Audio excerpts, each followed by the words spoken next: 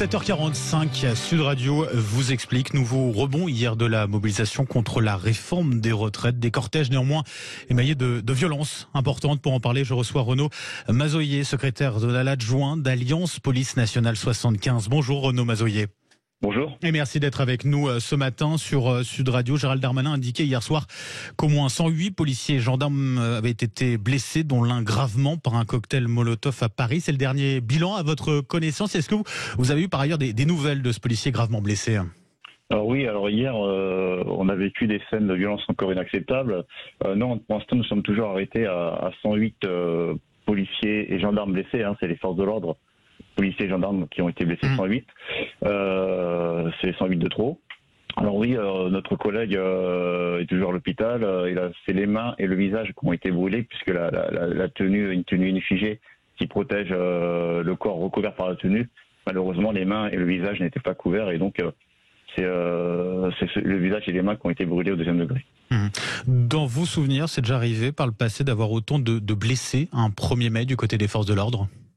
Alors un 1er mai, non. Alors, on a déjà eu au cours des gilets jaunes des policiers et des gendarmes blessés à très haut niveau, mais sur un 1er mai quand même, je le rappelle, une fête du travail. Là, c'est devenu une journée internationale de la violence et Paris est devenu l'épicentre de la contestation radicale. Comment vous expliquez ce regain de tension ? En l'occurrence, hier, vous pensez qu'on a un peu sous-estimé la présence des Black Blocs dans le cortège ? Dans les cortèges, en l'occurrence. Alors non, nous forces de l'ordre, avec les renseignements, nos services de renseignement qui ont fait un excellent travail, on savait que ça allait être une journée très très compliquée pour mes collègues sur le terrain. Ils annonçaient 1000 à 2000 éléments radicaux du côté de la capitale, rien que ça. Oui, c'est exactement ce qui a été recensé hier. On a recensé à peu près 2000 éléments radicaux et 4000 à peu près dans toute la France. Et sur Paris, on a bien eu 2000 éléments radicaux venus de tout pays, et notamment des Black Blocs venus d'Allemagne et d'Italie, et on sait que les Black Blocs italiens sont assez connus pour leur violence extrême. Ils étaient particulièrement présents justement hier ? Oui, tout à fait. Alors il y avait même d'autres nationalités en dehors de l'Europe même, mais beaucoup de Black Blocs allemands et italiens. Et nous, on connaît leur réputation d'extrême violence et ils étaient très très présents hier. Et c'est confirmé effectivement hier.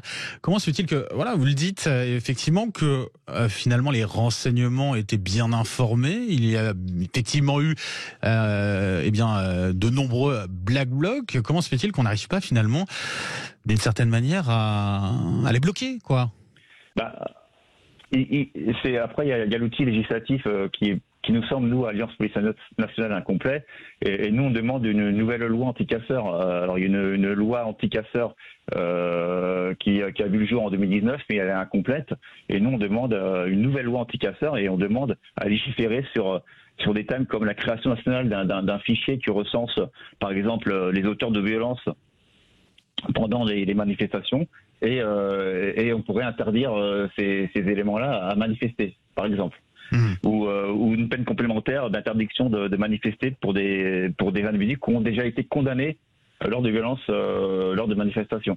Ça, c'est ce que vous demandez. Effectivement, il y a eu notamment l'utilisation de drones. Hier aussi, on a l'impression que ça n'a pas trop suffi. Alors ça a été le cas effectivement dans certaines villes, notamment à Paris. Il semble que ça n'avait pas eu d'effet dissuasif, non ?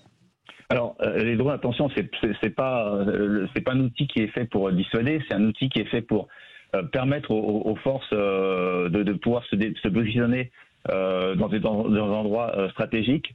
C'est un outil un outil de renseignement et un outil d'enquête pour après. Mais ça n'a pas empêché la formation de Black Bloc en l'occurrence. Non, mais c'est pas le but. C'est pas le but, c'est le but, c'est vraiment de faire une photographie instantanée des problèmes en présence et de pouvoir positionner tactiquement les forces de l'ordre sur le terrain. Concernant le nombre d'interpellations, quels sont les chiffres à ce niveau-là aujourd'hui ? Nous, en termes d'interpellations, on est à 291 interpellations en France, à peu près 90 à Paris. Et moi, je voudrais souligner quand même l'extrême violence de certaines exactions et même on peut parler de tentatives d'homicide en bande organisée pour le collègue qui a été victime d'un jet de cocktail Molotov. Le cocktail Molotov est une arme incendiaire Et s'il n'y avait pas eu des collègues pour les porter secours, le drame ultime serait arrivé pour ce collègue. Donc on peut parler de tentative d'homicide. En un mot, très rapidement, Renaud Mazoyer, pour conclure, on a aussi 200 blessés parmi les manifestants, 30 sévèrement touchés. Comment on explique un tel chiffre ? C'est aussi regrettable. Ah oui, c'est tout à fait regrettable. Une manifestation chez nous qui est réussie, c'est une manifestation où il y a 0 blessé de part et d'autre. Simplement, l'extrême violence existe et on est obligé de répondre aussi, nous, par les moyens et la force proportionnée à cette violence-là. Et effectivement, ça engendre des blessés des deux côtés, malheureusement. Renaud Mazoyer, secrétaire zonal adjoint d'Alliance Police Nationale 75. Merci d'avoir été avec nous ce matin sur Sud Radio. Bonne journée à vous. Merci, bonne journée.